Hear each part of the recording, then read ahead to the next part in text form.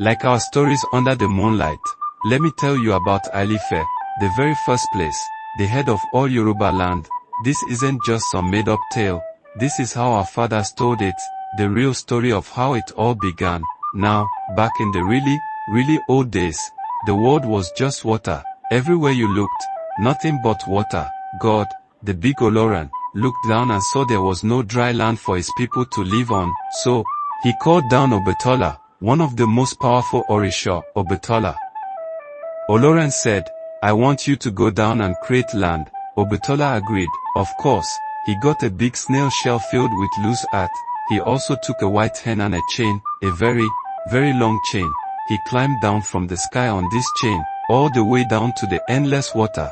When he got to the bottom, Obatola poured the earth from the snail shell onto the water. Then, he let the white hen loose.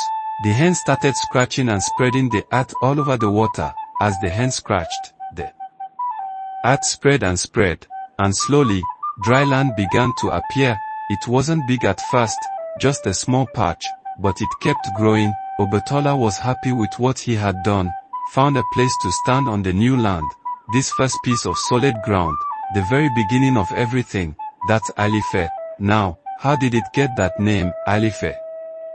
Well, Ile means house or land, and Ife means to widen or to expand.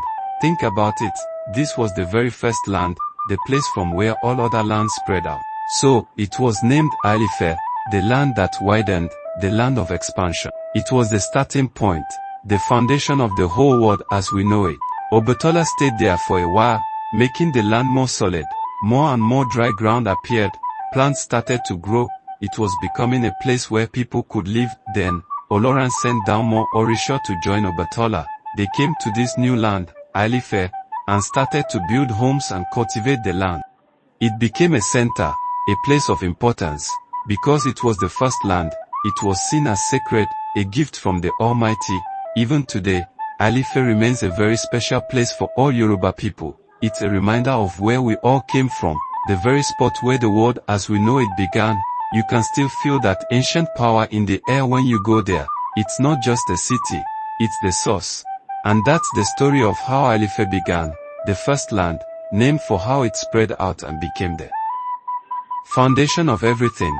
It all started with water, a snail shell of earth, a white hen, and the will of the Almighty.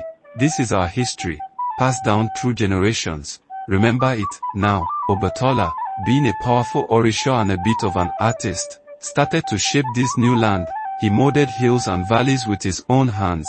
He planted the first seeds, and slowly, green shoots began to appear.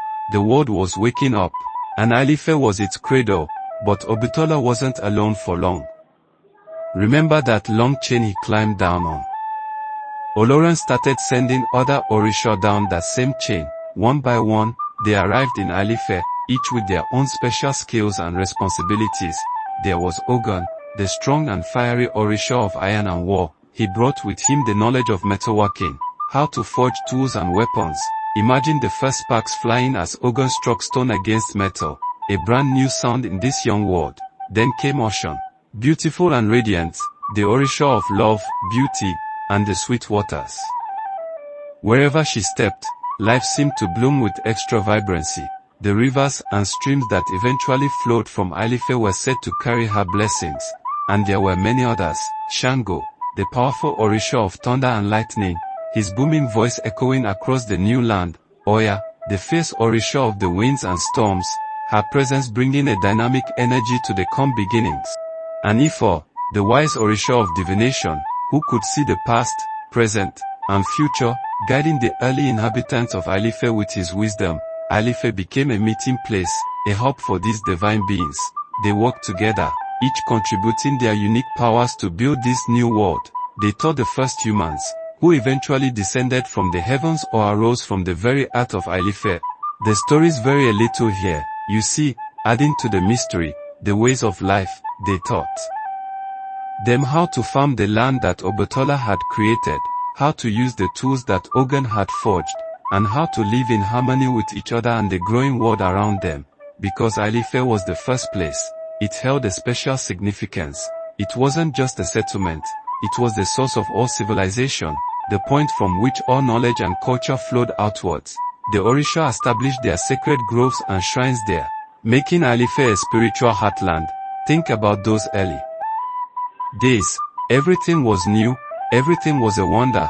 The first sunrise over the Ile Ife landscape must have been a breathtaking sight, painting the fresh earth with vibrant colors. The first rains must have felt like a blessing, nourishing the young plants. As the human population grew in Ile Ife, the city began to take shape. Simple dwellings grew into compounds, pathways became roads, and the wisdom and laws of the Orisha formed the foundation of their society. Ile Ife wasn't just the first land, it was the blueprint for all that would come after. It was the place where the very fabric of Yoruba culture was woven, thread by divine thread. And so, Ile Ife flourished, not just as a physical place, but as a beacon of spirituality, culture, and the very origin of existence for the Yoruba people. For more exceptional and interesting stories, join us on the Spectres of the Ancestors TV. Please like, share and subscribe.